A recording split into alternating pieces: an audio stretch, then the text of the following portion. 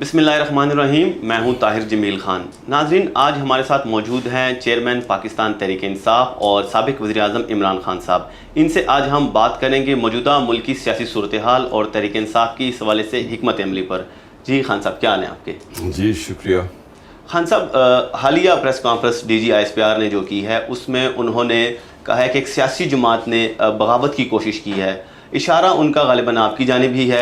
تو ایسے میں جب وہ اپنے ادارے کے اندر ہی احتساب کا عمل کر رہے ہیں، 2 اسٹار اور 3 اسٹار جنرلز بھی انہوں نے نہیں بخشے، تو آپ اپنا مستقبل کیا دیکھ رہے ہیں؟ دیکھیں، آگے تو جو ہوتا ہے ہمیں اللہ میں ایمان ہے، تو وہ تو جو ہوگا ہوگا.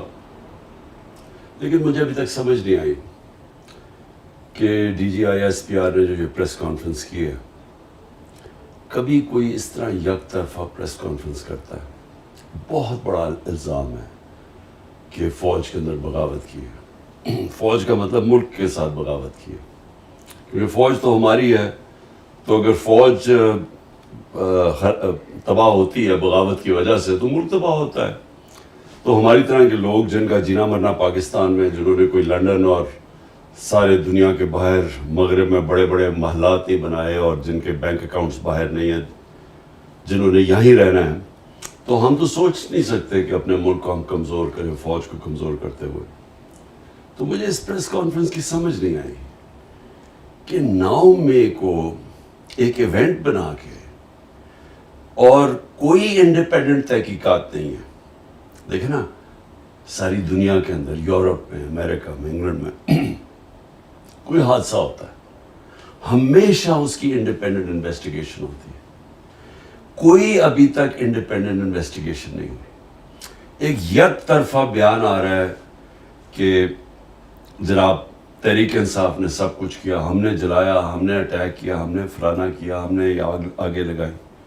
لیکن کوئی، ہمارا اور موقف ہے، ان کا اور موقف ہے. کوئی انڈیپینڈنٹ انالیسس کیا اس کے اوپر. اور ہمیں تو تعجب یہ ہے کہ ایک پارٹی 27 سال سے جس نے کبھی کوئی آرسن یعنی جلانے میں کوئی نہیں کیا، کوئی ہم نے کہیں فوجی عمارتیں چھوڑیں جو 2-3 ہوئی ہیں، ریڈیو پاکستان بھی جلایا گیا، ہماری کوئی تاریخ نہیں ہے اس طرح کرنے کی. جب مجھے گولیاں لگتی ہیں تب تو سب سے زیادہ قتل کرنے کی کوشش کی جاتی ہے، تب سب سے زیادہ رد عمل آنا چاہیے تھا، تب بھی کوئی ایسا نہیں ہوا. تو یہ جو یک طرفہ سرا ہوا ہے اور کوئی بات نہیں کر رہا کہ 25 لوگ اس دن شہید ہوئے. 16 کے ہمارے پاس پوری ڈیٹیلز ہیں. جو باقی 9 ہیں ان کے لوگ اتنے ڈرے ہوئے ہیں کہ ہمیں وہ بتا نہیں رہے، یعنی وہ چھپے ہوئے انڈر گراؤنڈ چلے گئے. 2 کی ٹانگیں چلی گئی، دونوں ٹانگیں کٹ گئی، اور ایک پیرالائز ہو گیا، یعنی ریڑھ کی ہڈی پہ گولی لگی، وہ بالکل پیرالائز ہے. 50 کو گولیاں لگی.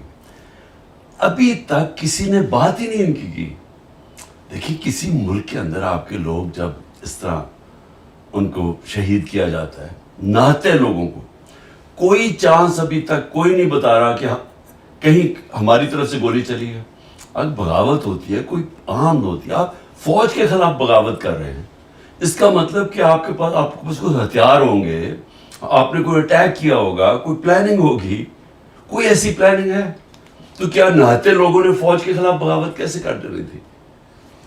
خان صاحب، آپ پرائم منسٹر ان ویٹنگ سمجھے جا رہے تھے، لیکن 9 مئی کے بعد پارٹی کا جس طرح شرازہ بکھ رہا ہے تو آپ اقتدار کی دوڑ سے باہر ہوتے نظر آ رہے ہیں. کیا اب آپ کے پاس پلان ہے کہ آپ دوبارہ سے وہ مومنٹم حاصل کریں؟ دیکھیں، ایک چیز بہت ضروری ہے سمجھنے کہ پولیٹیکل پارٹی جو ہوتی ہے نا، وہ صرف ایک وجہ سے ختم ہوتی ہے، اس کا ووٹ بینک ختم ہو جاتا ہے. اب یہ پیپلز پارٹی اور نون لیگ ہے، 2 بڑی جماعتیں تھیں پاکستان کی، آج اکٹھی ہیں. آج دونوں بڑی جماعتیں اکٹھی ہو گئی ہیں. اس کے اکٹھے ہونے کے باوجود 37 بائی الیکشن ہوئے جو پچھلے چند مہینوں میں، 30 جیت گئی اب تحریک انصاف. تو اس کا کیا ہوا پھر؟ کیونکہ ان کا ووٹ بینک ختم ہوتا جا رہا ہے. اکٹھے ہو کے بھی ایک جماعت کو نہیں ہرا سکتے. پوری اسٹیبلشمنٹ کی بیکنگ، پولیس ان کے ساتھ، انتظامیہ ان کے ساتھ، الیکشن کمیشن ان کے ساتھ، پھر بھی 37 میں سے 30 الیکشن ہار گئے. اور اتنے خوف زدہ ہیں کہ جو جب سپریم کورٹ نے اناؤنس کیا ہمارا پنجاب کا الیکشن 14 مئی کو، ان سب نے مل کے الیکشن سے بھاگ گئے. سپریم کورٹ کا فیصلہ آئین کی خلاف ورزی کی. کیوں؟ کیونکہ ڈرے ہوئے ہیں ہارنے سے. تو پوائنٹ یہ ہے کہ جماعت تو تب ہارتی ہے جب اس کا ووٹ بینک ختم ہو جاتا ہے، اور جب اس کا ووٹ بینک ختم ہو جاتا ہے تو اسٹیبلشمنٹ بھی اس کے ساتھ کھڑی ہو جائے، وہ نہیں جیت سکتی. تو تحریک انصاف کا تو اس وقت ووٹ بینک عروج پہ ہے. یہ جو بھی ہو رہا ہے، آپ جتنا ہمارے پہ ظلم کیا جا رہا ہے، یہ انتقامی کارروائی کی جا رہی ہے، 9 مئی کا بہانہ لگا کے ہمارے 10,000 لوگوں کو جیلوں میں ڈال دیا ہے، سینئر لیڈرشپ جیل میں ڈال دی ہے. نکلتے تب ہیں جب وہ کہیں کہ جی ہم پارٹی چھوڑ رہے ہیں، تب وہ نکلتے ہیں. تو کیا اس سے کیا ہوگا؟ تحریک انصاف کمزور ہو رہی ہے، تحریک انصاف اور طاقتور ہو رہی ہے. کیوں؟ کیونکہ ووٹ بینک بڑھتا جا رہا ہے. خان صاحب، پارٹی کے سرکردہ جو رہنما ہیں اور آپ کے قریبی ساتھی، ان کے چھوڑ جانے کے بعد خود کو تنہا تو محسوس کرتے ہوں گے؟ دیکھیں، میری ایک مشن ہے. مشن کے اندر آپ نہ دیکھتے ہیں اپنی فیملی، نہ آپ دیکھتے ہیں اپنے دوست، نہ آپ دیکھتے ہیں کہ جی میرے سے 26 سال کوئی میرے ساتھ رہے. آپ صرف مشن دیکھتے ہیں. آپ اٹھا کے دیکھ لیں جنہوں نے مشن لڑی ہیں، قائد اعظم محمد علی جناح، کتنی ان کی دوستیاں رہ گئیں، ان کی فیملی ڈسٹربٹ ہو گئی. مہاتما گاندھی کا دیکھ لیں، وہ بھی بہت بڑا لیڈر تھا. اس کا دیکھ لیں کہ اس کی کیا پرائیویٹ لائف، دوستیاں کدھر گئی. نیلسن منڈیلا کی زندگی پڑھ لیں تو وہ کتنی ان کی فیملی ساری ختم ہو گئی، اس کے دوستوں سے کیا ہوا. تو میرے لیے تو ایک مشن ہے حقیقی آزادی کی. 27 سال پہلے میں نکلا تھا تھوڑے سے لوگوں کے ساتھ، بڑی دیر تھوڑے سے لوگ تھے، پھر بڑھتی گئی، اور پھر اللہ کا کرم ہے آج پاکستان کی شاید تاریخ کی سب سے بڑی پارٹی بن چکی ہے. تو اس کے اندر دوستیاں کا آنا جانا سے کوئی فرق نہیں پڑتا. کنسنٹریشن ہے کہ ہم نے اپنے ملک کو، اگر ہم نے اس کو اٹھانا ہے، اگر ہم نے اس کو ایک عظیم قوم بنانا ہے جو کہ بن سکتی تھی. بڑا خواب تھا پاکستان، وہ تب ہوگا جب حقیقی جمہوریت آئے گی. حقیقی جمہوریت تب آتی ہے. حقیقی جمہوریت کا مطلب حقیقی آزادی. آزادی ہوتی ہے تو خوشحالی ہوتی ہے. حقیقی جمہوریت تب تک نہیں آ سکتی جب تک رول آف لا یعنی انصاف نہیں ہوتا. کیونکہ رول آف لا ہوتا ہے تو جمہوریت ہوتی ہے، تو آزادی ہوتی ہے، تو خوشحالی ہوتی ہے. تو یہ جو لوگ چھوڑ کے مغرب جا رہے ہیں، یورپ جاتے ہیں، ساؤتھ امریکہ سے امریکہ گھسنے کی کوشش کرتے ہیں، یہ کیوں کرتے ہیں؟ کیونکہ ان ملکوں کے اندر آزاد لوگ ہیں، ان کی آئین ہے، ان کی جمہوریت ہے، ان کے رول آف لا ہے، لیول پلینگ فیلڈ ہے، محنت کا پھل ملتا ہے. لوگ ایک دفعہ اپنے ٹیکس دیں، قانون کے اوپر چلیں، آزاد ہو جاتے ہیں. ہمارے ملکوں کے اندر بدقسمتی سے ایک چھوٹا سا طبقہ ہے، وہ سارے ملک کے وسائل کنٹرول کر کے بیٹھا ہوا ہے، وہ آزاد نہیں ہونے دیتا. اور یہ جو سارے میرے خلاف جو جمع ہوئے ہیں 14 پارٹیز، اسٹیبلشمنٹ، یہ کیوں ہیں؟ کیونکہ یہ سب ڈرے ہوئے ہیں اس ملک میں حقیقی آزادی سے. حقیقی آزادی کا مطلب کہ یہ جو سارے قبضہ کر کے بیٹھے ہوئے وسائل کے اوپر اور قانون کے اوپر بیٹھے ہوئے ہیں، تو ان کو خطرہ ہے. خان صاحب، آپ کے پرانے دوستوں کی نئی جماعت استحکام پاکستان پارٹی کو کس نظر سے دیکھ رہے ہیں آپ؟ دیکھیں، کبھی بھی پاکستان کی تاریخ میں کوئی آرٹیفیشل پارٹی چلتی نہیں ہے. زندگی میں کوئی شارٹ کٹ نہیں ہوتا. یعنی میں اگر یہاں تک پہنچا ہوں تو 27 سال کی سٹرگل ہے. 14 سال کی، جس طرح میں نے کہا تھوڑے سے لوگ تھے ساتھ، مذاق اڑتا تھا. آہستہ آہستہ پبلک کے اندر اس کی جڑیں گئیں، اس کا نظریہ گیا، اور آج سب سے بڑی اللہ کا کرم ہے جماعت ہے. لیکن کسی کا خیال ہے کہ اس طرح کی جماعت بنا دو اور ادھر ادھر سے لوگ توڑ کے لے آؤ، تو اس کی پبلک میں تو کوئی روٹس ہے ہی نہیں. خان صاحب، پاکستان کی سیاست میں فوج کے کردار کے کس حد تک آپ قائل ہیں؟ کس حد تک فوج کا کردار ہونا چاہیے اور ہونا چاہیے بھی یا نہیں؟ آپ کا کیا موقف ہے اس بارے میں؟ دیکھیں، ہمارا ایک ملک ایوالو کر رہا ہے. 75 سال کی ہماری زندگی ہے. ہمارا ملک کیسے شروع ہوا تھا؟ ایک سیکیورٹی اسٹیٹ. کیوں؟ ہمیں خوف تھا. ایک دم آتے ساتھ ہی 47 میں آزادی ہوئی، 48 میں جنگ ہو گئی کشمیر کے اوپر. اس کی وجہ سے ایک خوف آ گیا کہ ہم 7 گنا بڑا ملک ہے ہمارا ہمسایہ، اور وہ ہمیں مانتا ہی نہیں ہے. وہ ہمسائے کا خیال تھا کہ پاکستان زیادہ دیر رہے گا نہیں، اور یہ پھر ضم ہو جائے گا ہندوستان میں. اس خوف کی وجہ سے ہماری سیکیورٹی اسٹیٹ اور قوم اپنی فوج کے ساتھ کھڑی ہو گئی, اور قوم یہ سمجھتی تھی کہ فوج کی ہمیں بہت ضرورت ہے.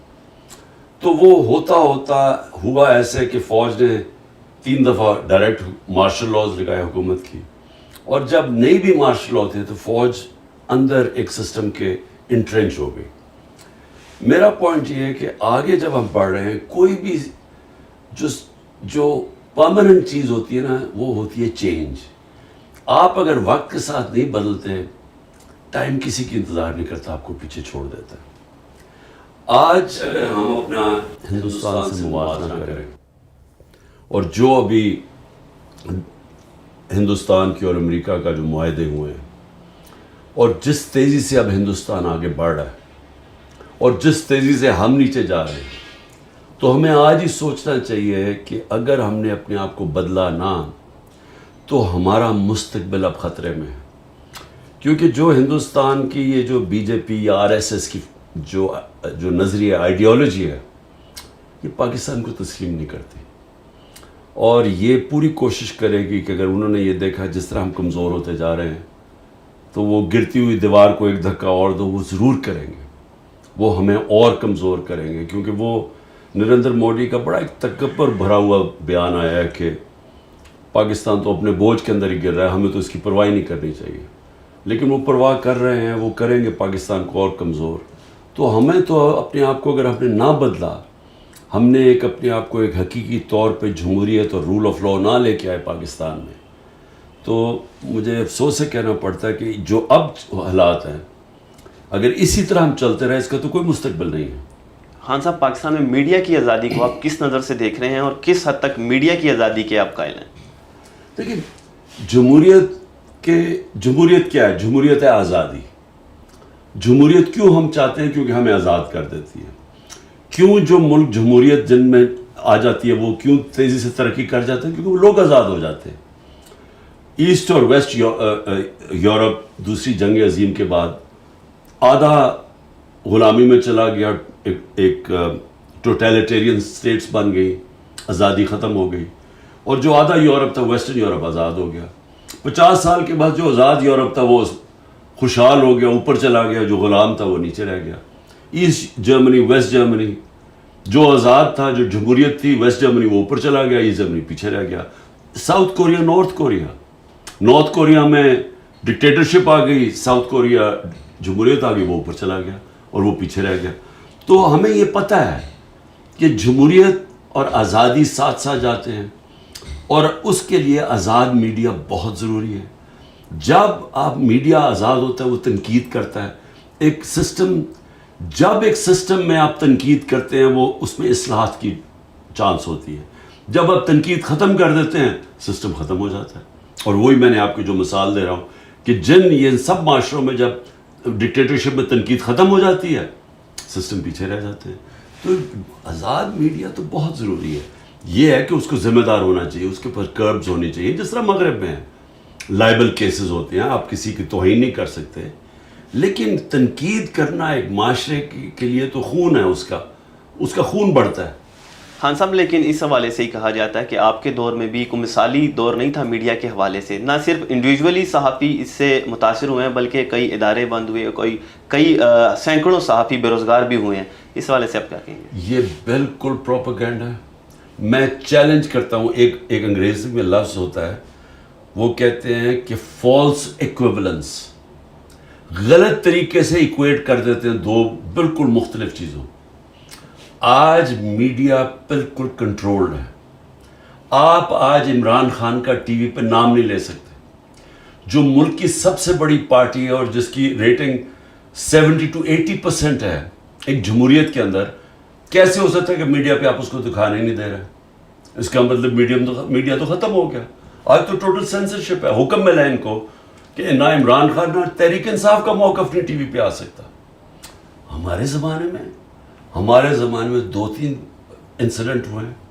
اس کے پیچھے اس وقت کیونکہ ہم جنگ سے نکل گئے تھے, وار آن ٹیرر سے, تو وہ سیکیورٹی یہی فوج نے 2-3 لوگوں کے اوپر ایکشن لیا تھا. میری گورنمنٹ نے کسی کے اوپر ایکشن لیا, اور ایک جگہ مطیع اللہ جان کو اٹھایا گیا تھا, ہمیں پتہ چلا, اگلے دن ہم نے اس کو چھڑوایا. یعنی ہمیں اب 4-5 ہمارے بڑے صحافی ملک سے باہر چلے گئے ہیں. ایک کو ملک سے باہر گیا, اس کو قتل کروایا, ارشد شریف کو. اس وقت عمران ریاض 1.5 مہینہ ہو گیا, اس کا پتہ ہی نہیں کدھر ہے, اور عدالت کہہ رہی ہے اسے پیش کرو, اس کا پتہ نہیں ہے. 4-5 سینئر صحافیوں کو مارے پڑوائی ہیں. آپ تو کچھ کمپیئر ہی نہیں کر سکتے ہمارے دور اور اس دور کو. یہ تو مارشل لاء میں اتنے برے حالات نہیں تھے جو آج ہیں. خان صاحب, دنیا ایک بار پھر 2 واضح بلاک میں تقسیم ہو چکی ہے. ایک طرف جہاں امریکہ اور اس کے اتحادی یورپی اور دیگر اقوام ہیں, تو دوسری جانب روس, چین اور ایران سمیت کچھ دیگر ممالک ہیں. آپ پاکستان کا مستقبل کس بلاک کے ساتھ دیکھ رہے ہیں؟ دیکھیں, پاکستان کو کسی بلاک میں نہیں شامل ہونا چاہیے. میں اصل میں, ہمارے ہیں تو مخالف, لیکن میں ہندوستان کی فارن پالیسی کو بڑی میچور اور بڑی ذہین فارن پالیسی سمجھتا ہوں. ہندوستان نے اپنے آپ کو نان الائنڈ رکھا, مطلب کہ ہم کسی بلاک میں نہیں ہیں. جب کولڈ وار تھی اور ہم بلاکس میں چلے گئے, اور اس کے انہوں نے سب سے اپنے تعلقات رکھے, امریکہ سے بھی رکھے, روس سے بڑے کلوز تعلقات تھے. اب چین سے ہے تو ان کی تھوڑی آپس میں کانفلکٹ ہے, لیکن چین کے ساتھ ان کی اربوں ڈالر کی ٹریڈ ہے, تجارت چین سے بھی کر رہے ہیں. روس سے سستا تیل لے رہے ہیں.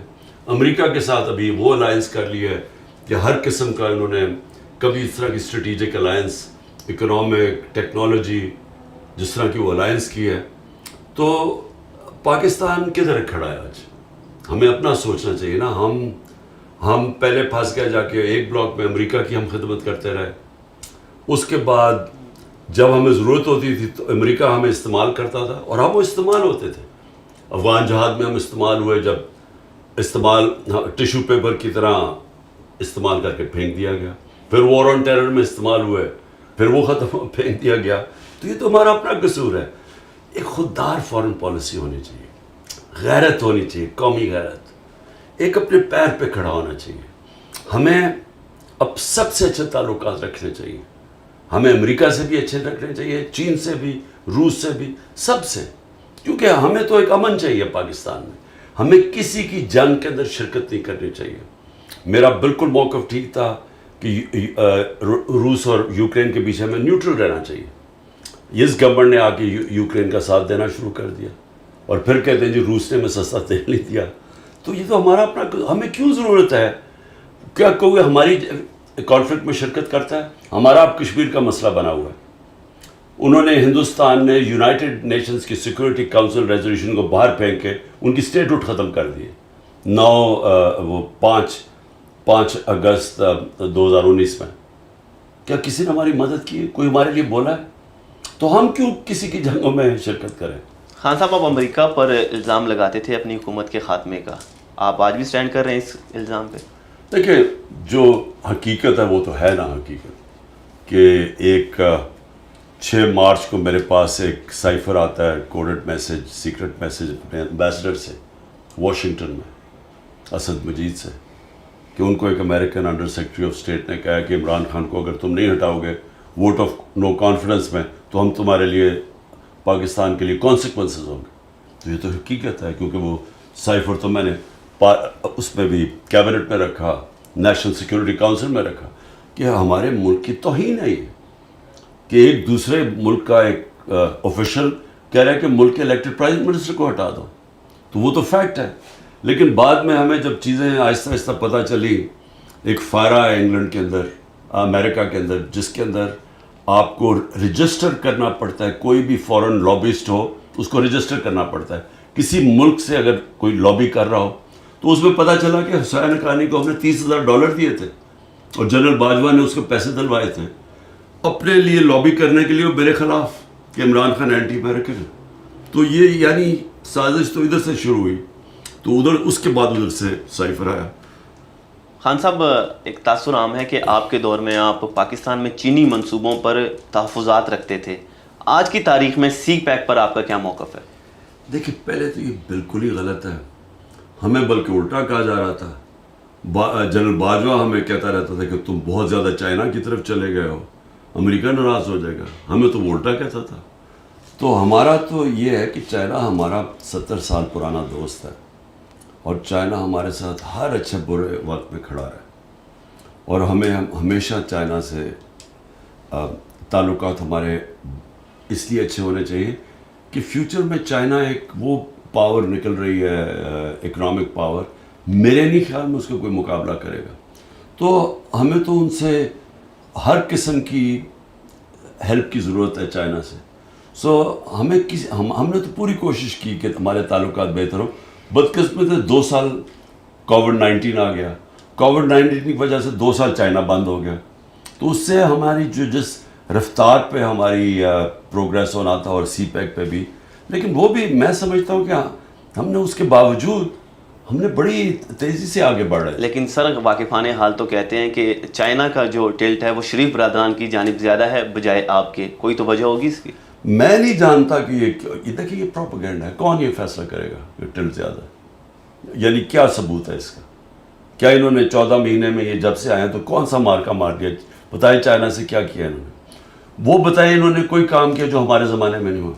یہ سمجھیں کہ چائنا کا جو فورن منسٹر تھا، میری نو کانفیڈنس موشن جب انہوں نے درج کیا اسمبلی میں، تو اس جب میں نے OIC کانفرنس کی تو چائنا کا foreign minister specially as a guest آیا. تو وہ کبھی اس طرح آتا ہے کہ اگر تعلقات ٹھیک نہ ہو، اور OIC کے سارے ملک کبھی آتے ہیں آپ کے، اگر سعودی عربیہ اور ایران اور جس بڑے مسلمان ملک ہیں یہ نہ چاہیں، نہیں تو OIC کانفرنس تو نہیں ہو سکتی. تو 4 مہینے میں 2 تو OIC کانفرنسز ہوئی ہماری، ان میں اٹینڈ کرتا ہے آگے چائنا کا فورن منسٹر. تو یہ کدھر سے کہتے ہیں کہ یہ تعلقات ٹھیک نہیں تھے؟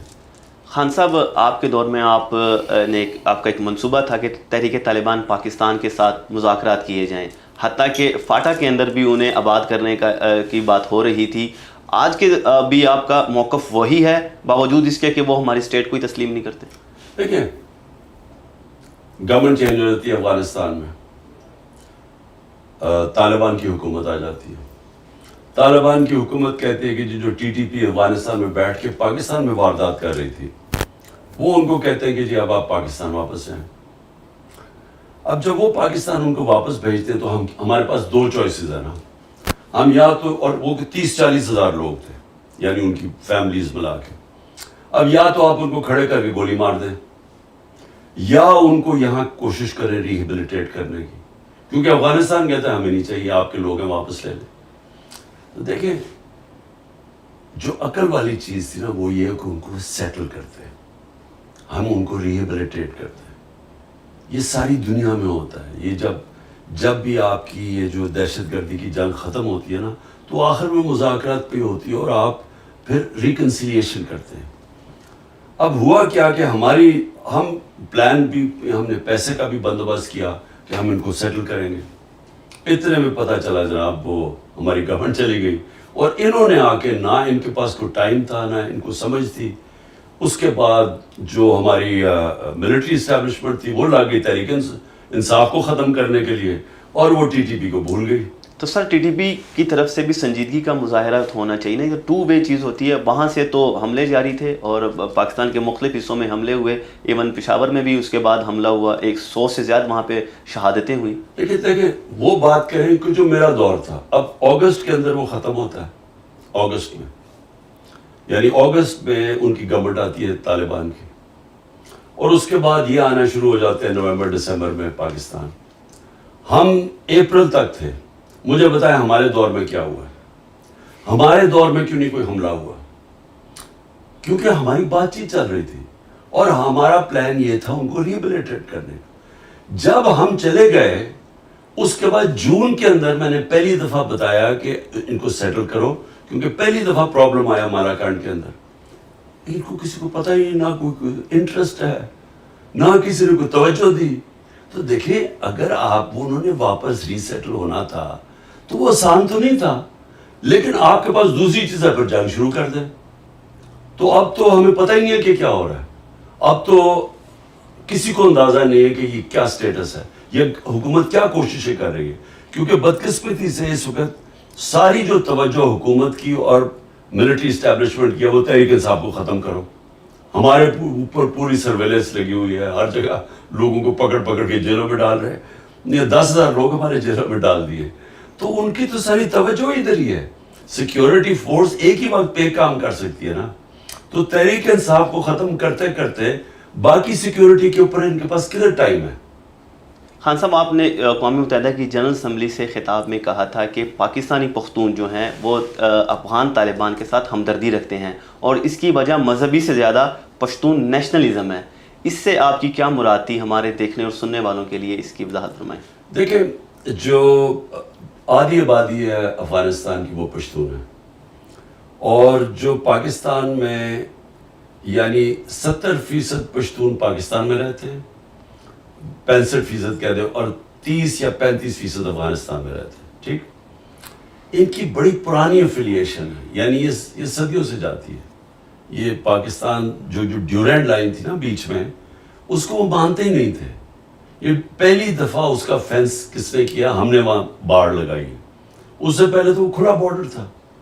تو ان کے تعلقات بڑے قریب تھے. تو جب افغان جہاد ہوئی تو افغان جہاد میں جو اس طرف پشتون تھے قبائلی علاقے میں، انہوں نے پوری شرکت کی افغان جہاد میں جو 80 کی دہائی میں ہوئی. تو جب یہ آ گیا امریکہ کی جب وار آن ٹیرر، تو انہوں نے جب طالبان کو کیا تو طالبان پشتون تھے. تو جو اس طرف تھے ان کی بڑی ان کے ساتھ افیلیشن تھی. تو یہاں سے بھی لوگوں نے اس میں شرکت کی کیونکہ وہ ایک پرانی ان کی چلی جا رہی تھی. تو میں یہ ہمیشہ کہتا تھا کہ اگر ہم نیوٹرل رہتے، ہم شرکت نہ کرتے اس میں، تو ہمارا زیادہ چانس تھی ہم ان کو کنٹرول کر سکتے تھے. لیکن جب ہم فریق بن گئے تو انہوں نے پاکستان کو بھی اٹیک کرنا شروع کر دیا، اور جو اس طرف تھے وہ تحریک طالبان بن گئی، اور انہوں نے آ کے پاکستان کو کہا جی آپ کولیبریٹرز ہیں. انہوں نے پرو امریکہ کر کے ہمارے اوپر اٹیکس کیے. خان صاحب، آپ نے القاعدہ چیف کو بھی شہید کہا تھا. اس کی کیا وجہ تھی اور کیا آج بھی آپ اسے شہید سمجھتے ہیں؟ وہ تو اور طرح میں نے بات کی تھی، وہ غلط طرح یہ سمجھے تھے. میں نے کلیریفائی کر دی تھی بعد میں. تو ابھی اگر آپ ریکارڈ کی درستگی کے لیے کلیریفائی کرتے ہیں اور آگے چلیں اور بات کریں. اچھا، آخری سوال آپ سے ذرا موجودہ تلخ صورتحال سے ذرا ہٹ کے ہے، اور وہ کرکٹ پہ ہے. ابھی چند مہینے میں 2 بڑے کرکٹ کے ٹورنامنٹ آ رہے ہیں. ایک ایشیا کپ ہے جو کہ پاکستان میں ہونے جا رہا ہے، اور اس کے لیے بھارت نے اپنی ٹیم بھیجنے سے انکار کر دیا ہے، جس کے بعد آدھے سے زیادہ جو میچز ہیں جو پاکستان نے ہوسٹ کرنے تھے پاکستان کے اندر، وہ سری لنکا منتقل ہو گئے ہیں. اور دوسری طرف اس کے ایک ماہ بعد ہی بھارت میں عالمی کپ آ رہا ہے، ورلڈ کپ، اور وہاں پاکستانی ٹیم نے جانا ہے. اور حکومت نے ابھی تک فیصلہ نہیں کیا کہ آیا ہمیں بھی ٹیم بھیجنی چاہیے یا نہیں. آپ اگر ہوتے، آپ وزیر اعظم ہوتے، آپ کا چیئرمین پی سی بی ہوتا، تو اس میں آپ کی کیا پالیسی ہوتی؟ میں پاکستان میں ٹورنامنٹ کرتا.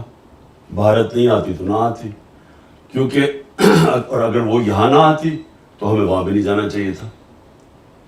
کیونکہ دیکھیں یہ نہیں ہو سکتا کہ وہ یعنی یہ تو ایسے لگ رہا ہے کہ ہم اب ہمارا وہ سٹیٹس بن گیا ہے جو بنگلہ دیش کا ہے یا سری لنکا کا یا نیپال کا ہے.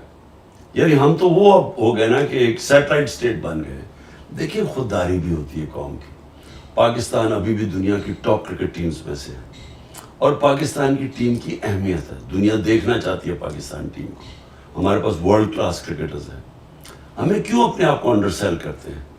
کیا اگر وہ سمجھتے ہیں کہ وہ بہت بڑی کوئی کرکٹنگ پاور بن گئے تو ہم بھی ہیں. تو ہمیں اگر وہ ہمارے ملک میں کھیلنے کے لیے نہیں تیار تو ہم کیوں ان کے ملک میں جا کے کھیلیں؟ خان صاحب، آپ کے وقت کا بہت شکریہ.